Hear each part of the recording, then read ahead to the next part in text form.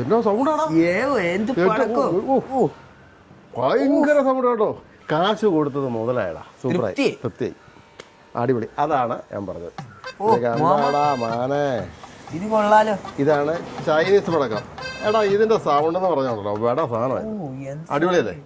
നമുക്ക് അടുത്ത് പൊട്ടിക്കാം. ഓ എടാ, അവൻ കുറച്ചു നേരമല്ലേ അവിടെ നിൽക്കാൻ തുടങ്ങിയിട്ട്. അവൻ ആ മാത്തുവിന്റെ മോനല്ലേടാ, അവന് കുറച്ച് പടക്കം കൊടുക്കാം.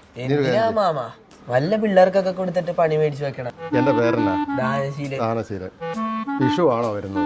അവന് കുറച്ച് പടക്കവും കൊടുത്താരെ, അതെന്റെ ശീലമാണ്. അവനെ ഇങ്ങോട്ട് വിളിച്ചേ. എടാ മോനെ, വാ ഇങ്ങ് വാടാ. വിഷു അല്ലേ, പടക്കം പൊട്ടിക്കണ്ടേ? ഇതുകൊണ്ടാ പൊട്ടിക്കണം. അടിച്ച് പൊടിക്കുക കേട്ടോ. പാവം പയ്യനല്ലേടാ, അവൻ കൊണ്ട പൊട്ടിക്കട്ടെ. വിഷു അല്ലേ. എടാ പിന്നെ ആ ദാമോദരൻ ചേട്ടൻ്റെ മണ്ടല്ലോ വിഷു, കുറച്ച് പടക്കം അവനും കൊണ്ട് കൊടുക്കാം. നീ ഇങ്ങ് വന്നേ, നീ ഇങ്ങ് വാടാ, നമുക്ക് കൊണ്ട് കൊടുക്കാന്നേ. നീ അവര് ഡ്രസ്സ് മാറിയിട്ട് വാ, നമുക്ക് ഒരുമിച്ച് അവിടെ വരെ പോവാം കേട്ടോ. എന്നാ ഇടപാടാടാ ഇത്. ആ പടക്കത്തിന് എന്ത് സൗണ്ട് ആയിരുന്നടാ, പറയാതിരിക്കാൻ പറ്റത്തില്ല.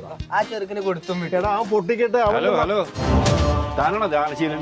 ഞാനാണ് താനാണോ ദാനശീലൻ? തന്നെ കാണാൻ വേണ്ടി ഇവിടെ വന്നത്. താൻ എന്ത് വൃത്തിയായിട്ട് പരിപാടി കാണിച്ചത്? താൻ ആ കൊച്ചിന് കൊണ്ട് ഒരു വട്ടം പടക്കം കൊടുത്തിട്ടാണ് പോയാ. ആ കൊച്ചിപ്പോ തീപ്പൊള്ളായിട്ട് ആശുപത്രി കിടക്ക.